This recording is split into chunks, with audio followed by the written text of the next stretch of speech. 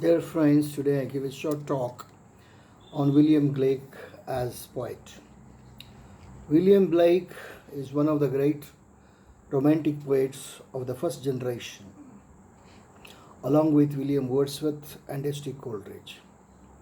He was born on 28th November 1757 in Brad Street, Soho, London. His father, James Blake, was a hosier, and his mother, Catherine, being educated, taught him the rudiments of language and numbers. He informally studied at home. He attended the local school for a short period and discontinued education at his brother Robert died, and he was forced to work in the press as an engraver. Blake was a genius by birth. He worked in the press in daytime and had his visions at night time. The family belonged to the Protestant sect and opposed to the Catholicism, but he went to the Holy Bible, the Shakespeare's plays, Homer, and other classics at home, as he was a voracious reader with high imagination and creative gusto. The influence of the Bible on his great, and it remained throughout his life. He was actively involved in Gordon riots against Catholic oppression. He was twice imprisoned. Also, he had the spiritual and philosophical influence of Swedenborg and Jacob Boehme, the German mystic. He grew visionary and also a rebel in many ways, opposing the practices of the established church. He married Catherine Boucher, an illiterate Anglowoman, in 1872. His early poetry shows the influence of Shakespeare and of Milton and Thomas Chatterton. The Songs of Innocence and Songs of Experience, 1789 and 94, was the first. It shows the opposing states of human souls. The poems are about the childhood and the state of innocence, piping down the valleys wild, Holy Thursday, Little Lamb, Nurse's Song, etc., or in this poem. It was followed by the next, The Marriage of Heaven and Hell.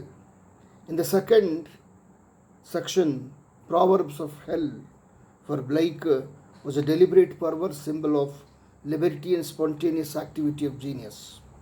The publication of the next Tyrael was not known, but the poems were written in rhetorical free verse using myths and symbols of his vision of the universe and his doctrine of man. Monotony is the great defect of these poems of this volume. The next was the French Revolution, a fairly long poem.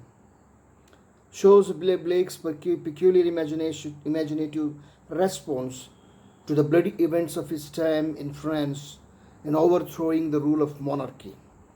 The collections followed are The Vision of the Daughters of Albion, 1793, America, 1793, The Books of Ahania and the Book of Loss, 1795, The Four Jaws, 1895-07, Milton, 1804-20, and The Last Jerusalem, 1804-20.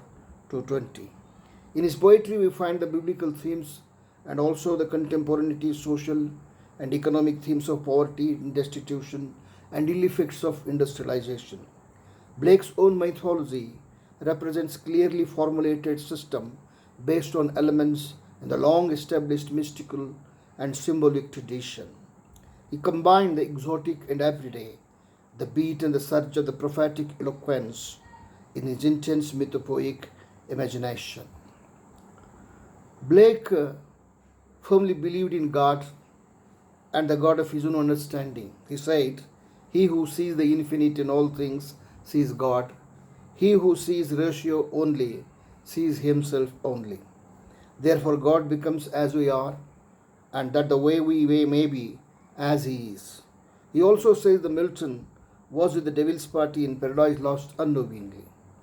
He was completely at odds with the official doctrines of his time, theological, moral, political, and aesthetic.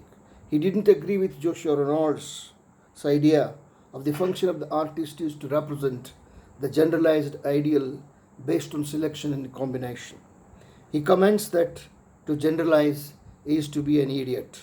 He was a rebel in many ways, and he spoke of his age, rendering with his accented brilliance both of the currents of political and social rebellion and the underground tradition of the mystic and visionary ideas.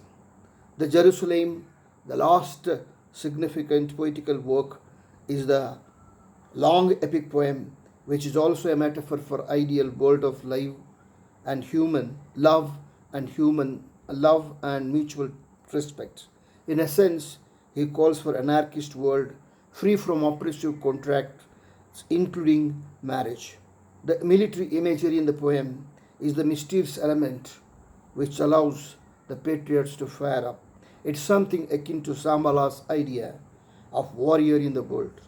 It's a battle against the dehumanization and oppression and to establish the true Jerusalem in England. Thus, William Blake is a great romantic poet with religious thinking and philosophical and mystical and spiritual thinking in his poetry. The speciality of poetry is, uh, is in the form of printing and pictures engraved and etched out as he was the great painter and a poet. He was an engraver, revolutionary, and also a mystic who believed in the metaphysical ideas of God, love, soul, and man, heaven, and hell. But he created his own religion and mythology in his poetry, appealing to the world to be free from all kinds of oppressions in the society. He died on 12th August 1827 and buried at Bunhill Fields Burial Ground, London. The memorials for him were erected in Westminster Abbey and St. James Church, Piccadilly, London.